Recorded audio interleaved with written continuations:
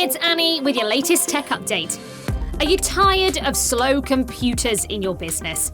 Do your team complain about their devices because everything just seems to take longer?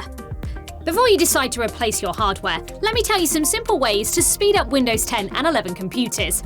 Firstly, restart it. Yes, it's basic advice, but it works. Restarting clears the background processes, applications, and memory data, often resolving common performance issues. Next, manage your startup apps to save valuable system resources. Turn off unnecessary ones via the Settings app.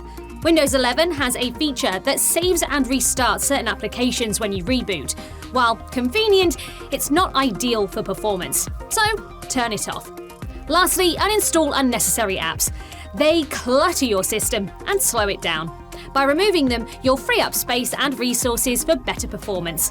Of course, rather than doing all this yourself, why not get our team to do it for you?